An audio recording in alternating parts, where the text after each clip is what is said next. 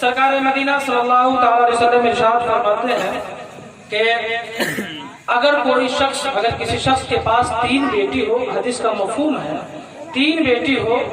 اگر وہ 3 بیٹی کی پرورش اچھے سے کرے، اس کے تعلیم کا انتظام کرے، یعنی اسے علم سکھائے اور اچھا علم سکھائے، اسے تربیت دے اور بہترین تربیت دے، اللہ تبارک و تعالیٰ نے جو اس پر نعمتیں نچھاور کی ہے، ان نعمتوں کو وہ اپنی بیٹی پر نچھاور کرے۔ سرکار مدینہ صلی اللہ تعالی علیہ وسلم ارشاد فرماتے ہیں ایسا باپ جنتی ہے۔ مجمع میں صحابہ کرام رضوان اللہ علیہ اجمعین موجود ہیں۔ سرکار مدینہ صلی اللہ علیہ وسلم کی بارگاہ میں عرض کرتے ہیں یا رسول اللہ، اگر کسی کے پاس 2 ہی بیٹی ہو تو کیا ہوگا معاملہ؟ نبی کریم صلی اللہ علیہ وسلم نے ارشاد فرمایا کہ اگر کسی کے پاس 2 بیٹی ہو اور انہی 2 بیٹیوں کی وہ پرورش اچھے سے کرے، انہیں تعلیم و تربیت دے، اسے ادب سکھائے اور اس کا نکاح وغیرہ کر دے، اگر کوئی باپ اپنی اس ذمہ داری کو نبھا دیتا ہے تو ایسا شخص بھی جنتی ہے۔ اور دوسری حدیث جو کہ نبی کریم صلی اللہ تعالی وسلم نے خواتین کو مخاطب کر کے خطاب فرمایا، ان انس قال قال رسول اللہ صلی اللہ تعالی علیہ وسلم المرأة اذا صلت خمسها وصامت شهرها واحسنت فرجها وطاعت بالها فلتدخل من ای ابواب الجنة شاءت۔ سرکار فرماتے ہیں کہ جنت کے جو ہے جنت کے 8 دروازے ہیں۔ سرکار مدینہ صلی اللہ تعالی وسلم ارشاد فرماتے ہیں کہ ایسی عورت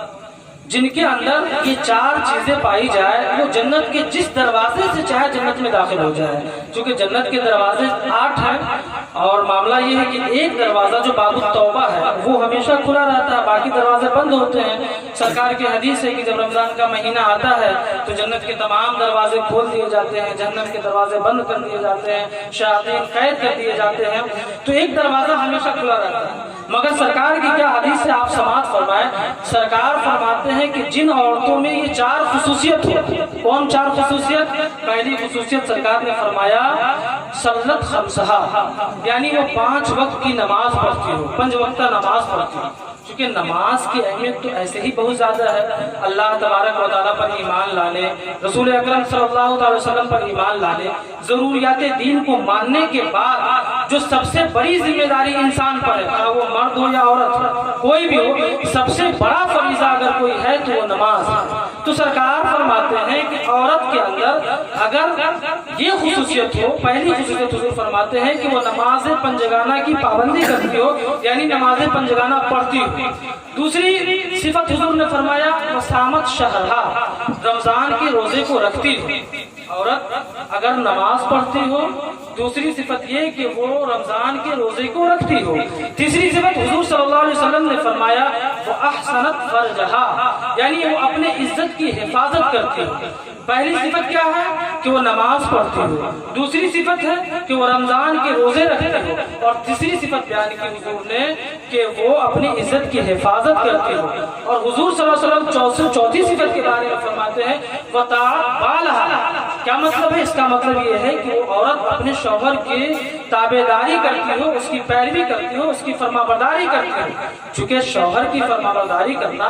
تو یہ بہت ضروری اور بہت لازم امر ہے، جس کی حدیث میں بہت زیادہ تاکید آئی ہے۔ ایک حدیث میں ہے سرکار مدینہ صلی اللہ علیہ وسلم ارشاد فرماتے ہیں ان ام سلمہ رضی اللہ عنہا قالت قال النبی صلی اللہ علیہ وسلم ایما امرأة ماتت وزوجها عنها راض دخلت الجنہ۔ مطلب یہ ہے کہ جو عورت اس حال میں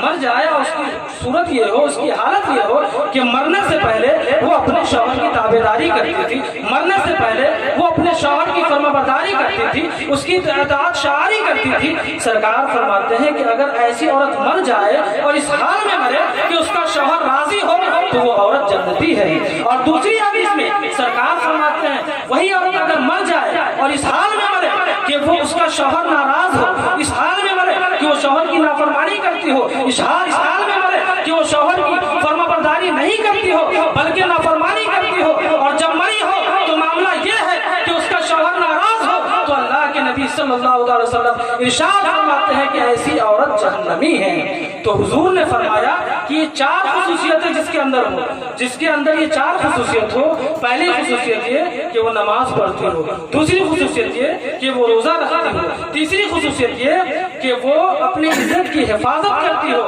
اور چوتھی خصوصیت یہ کہ وہ اپنے شوہر کی فرمانبرداری کرتی ہو۔ اگر کسی عورت کے اندر، اگر کسی خاتون کے اندر یہ 4 صفتیں جمع ہو جائیں تو سرکار فرماتے ہیں فَلْتَدْخُلْ مِنْ أَيِّ أَبْوَابِ الْجَنَّةِ شَاءَتْ، ایسی عورت جس دروازے سے چاہے گی جنت میں چلی جائے گی، جنت میں داخل ہو جائے گی۔